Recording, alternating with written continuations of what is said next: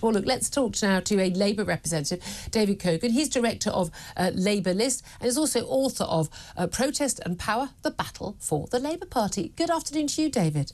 Hi, Julia. Thank you so much for joining us. First of all, let me just come back to this line from Rishi Sunak, echoed by my guest in the studio, Sam Armstrong. This idea that Labour could get a supermajority.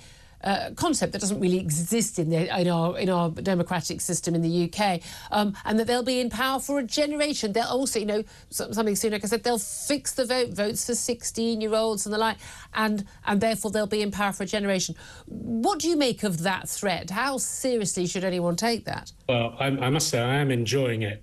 I mean, I'm old enough to have lived through Conservatives being in power for 18 years under Margaret Thatcher and John Major, for 14 years recently, and in fact I'm old enough to actually have been born in the 50s when the Conservatives were in power for 13 years then. So nobody was complaining then about a supermajority. They were complaining about the fact that there was no real opposition from the Labour Party. And what we're seeing today, I mean, it's interesting looking at some of the polls that have come out today, is that Labour's vote now appears to be hovering below 40%, which in itself may be an issue. But the Conservatives have dropped to 20%. The people who've lost this election, the people who are responsible for Labour getting the majority are partially the Labour Party, but it's mainly the fact that this country is sick and tired of a Conservative Party that has utterly failed in the last 14 years. And, they've been saying they've only got themselves to blame. Stop pointing the finger elsewhere. OK. And Labour, and actually my view, and actually I think this is the view of most sort of right-thinking people on all sides of the political development, is what this electorate wants. What this country needs is competence in government. What we've seen is chaos. And whatever you think of Keir Starmer and, whatever you think of Rachel Reeves, and whether you agree or disagree with them, the one thing I think they're probably going to be is a pretty competent government. And what small businesses want, what the electors in this country want, is stability.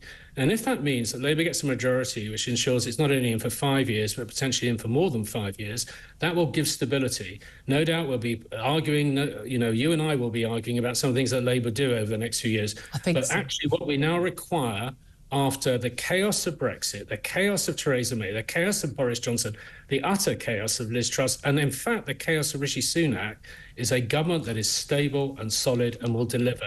And that's what we're going to do. I think, again, we'll see whether or not, and we probably will see from Friday morning, judging by the polls, whether or not Starmer and Reeves and Rayner are more competent. I think you may, certainly in the first two names, you may be confusing being quite dull with competence. Those aren't necessarily the same things. Rishi Sunak is relatively dull on that front, and you argue he hasn't brought competence. I do still object to people saying Brexit has brought chaos. Democracy is quite messy.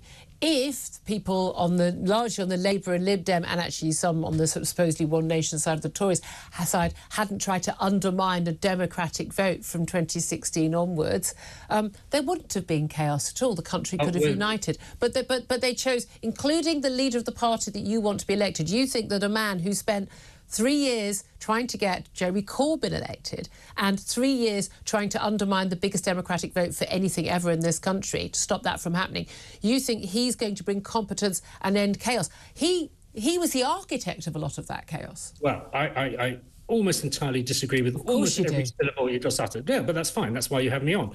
For a start, dull. Maybe they'll be dull. Actually, dull may not be such a bad thing. Boris Johnson certainly wasn't dull. He was useless. One of the things he was useless at was doing a deal with Europe that signally undermined Brexit. The person you want to blame, if you want to blame the failure of Brexit, I was not in favour of Brexit. I think a lot of the predictions a lot of us made in 2016 have borne out to be true. But what made Brexit, hang on a second, what made Brexit a lot worse was what Theresa May tried to get a deal through that might actually have worked. Boris Johnson settled for anything he could get. And we are now living with a falling level of GDP, an economy that has been set up. David, it's absolute nonsense. Theresa May tied everyone's hands by agreeing to stuff beforehand. But I hold no candle for Boris Johnson. But the key thing is, our economy is not doing badly compared to those of most of Europe. Well, it just isn't. No, it's just not true. Look, we have to deal in facts. We can't just say, it is simply not true that our economy is doing badly compared to those in most of Europe. Our economy has shrunk Our economy has shrunk. Do you hear about this thing called lockdown? Yeah, actually, I do, but that's the not one the that Labour supported and wanted more of. Wait a minute. If you're saying that the economy has shrunk because of lockdown, that's a different argument from saying that the economy has actually grown because of Brexit, which is the argument. I didn't say the economy has grown because of Brexit. The economy has shrunk down to... Can I point out, I didn't vote for Brexit on economic reasons. I voted for it on national sovereignty and accountability reasons. You voted out of ideology. I understand that. Not ideology, a belief in democracy. Democratically accountable government is better than undemocratic, unaccountable government. I'm old-fashioned like that. Yeah, well, But again, I find it fascinating. Labour, again, what we're constantly told is, we're told by the Labour leadership, we're told by people like you, say, well, the thing is, Brexit, we're not going to see any sort of backtracking on Brexit. But this is still this sort of seeping wound for a lot of you. I mean, most of us have just moved on with our lives. I now have a government that can be punished for the decisions they make because they're entirely accountable for the decisions they make. That's all I ever wanted from Brexit. That's all I ever wanted. Let's just test that proposition. First of all, you've always been able to throw a government out by a general election. You can throw a government out, but they're not accountable for a lot of the decisions because they say, and they told me for years, and I was political editor, we can't do anything about that because that's the EU. That was the point. Actually, the truth is, if you believe in democracy and you believe in majority voting, if you look at any of the polling now on people who voted for Brexit, you are actually in a very small minority. There are now 2/3 of the people who voted for Brexit in 2016 now say they would now vote to go back in. As it happens, where I think you'll be happy is I actually don't think we will rejoin Europe. Of course we won't. You have a referendum. I can guarantee you people will vote to stay out. Well, you know, sorry, I'd be delighted if a referendum is called to be on this programme again and take a bet with you in public on the outcome of the referendum. But it won't happen for two reasons. One, because Europe itself doesn't actually want Britain back. Exactly. So that negotiation... The terms we'd be offered would be horrendous, yes. The terms we'd be offered would be horrendous. I agree with you. And secondly, because actually this Labour government, though it may try and get some deals to ameliorate the dreadful deal that Boris Johnson did, actually isn't going to go and try and renegotiate the key tenets of Brexit, and it can't do that. Well, it can't, and you know it can't. But you know it can't, not because of any loyalty to the outcome of that Brexit referendum and honouring the British people's vote. It's because actually they know perfectly well the things they want, freer trade deals and things. The EU are basically saying only in return for free movement of people, and you know as well as I do, the British people, including many Labour voters, I think a majority of Labour voters, don't support that. Let's talk about what else could happen under a Labour government. There's been a lot of talk about, offering change. But again, not that much change, a lot of people are saying. It's not quite that much change. 6,500 more teachers. That's less than one teacher for every 3 schools that's coming new. That's not a big change. 40,000 extra operations. Great if you're one of those 40,000 people. But if you're one of the many millions on waiting list, it's a drop in the ocean in terms of this. And yet we're told, Wes Streeting and others, the manifesto is not the sum of all the plans. One of the crucial plans that you're looking at is targeting green belt for new homes. All in favour of that. The green belt is not gambling lambs on beautiful hills. A lot of it is rotten land, ugly and eyesore, and we need to build more homes. However, a policy where you need to build more homes, you basically have to ride roughshod over local people who will object. You know they will, I know they will, Keir Starmer knows they will. What happens then?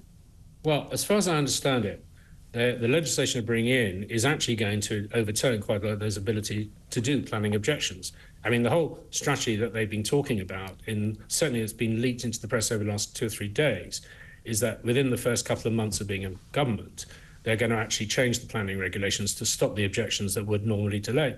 I mean, it's funny, I live in Suffolk, and I've just come down this morning to do this interview.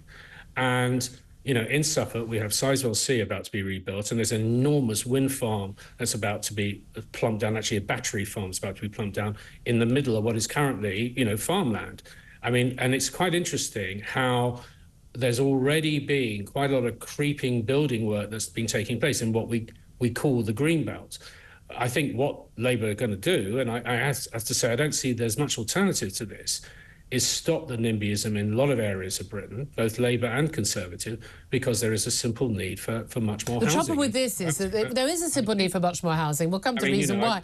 But there is an issue. Is it previously, of course, Tories promised to do a lot of this, and then they got a big reaction from a lot of their Tory MPs that tried to say, no, we're objecting to it. And that was fine. When Labour were going to win, they thought a majority and get into power, they could do that, but they'd be building on land in Tory seats. Looking at the possible huge majority they could get, these may well be Labour seats in a few days' time, at which case you're going to be riding roughshod over the planning decisions and votes of Labour voters with a Labour MP in a Labour seat. That's a very different political perspective. It's a very interesting point. It's an interesting point. I mean, I guess, running a party which has 420, 430 MPs is something I don't really think anyone in the Labour Party was expecting 6 weeks ago. Do you think that will happen?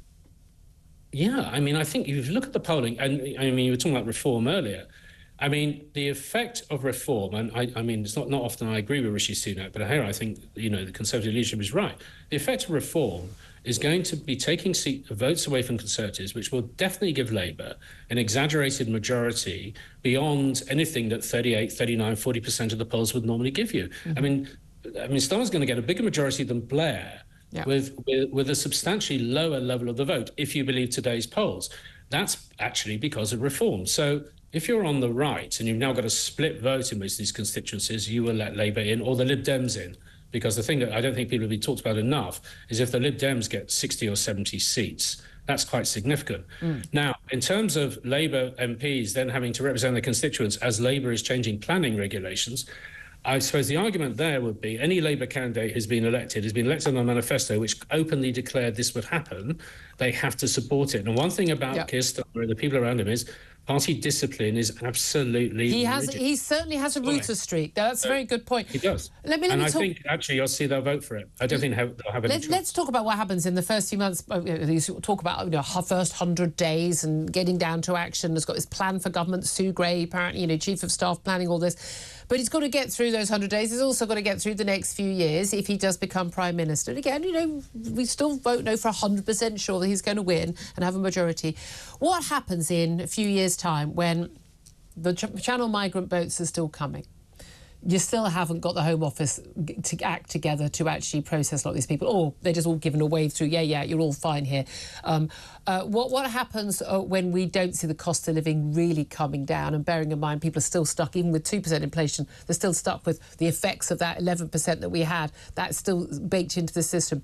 What happens when we've still got massive waiting lists? Bearing in mind, Labour's only saying they would halve the waiting lists by the end of the year, by the end of the term in office. What happens if we've still got mass legal immigration, getting it down, by a large amount has been promised? Will that actually happen? That's what the Tories have promised, and they've never actually done it. What if we've still got potholes in the roads? We've still got rising violent crime. We've got all the same problems we've got right now, and still the massive national debt that we're servicing. What happens then? Well, I mean, I think if all of that has remained entirely the same from 2024 to 2029, then clearly this government that Labour is going to bring in has been less impactful than we're all hoping it's going to be.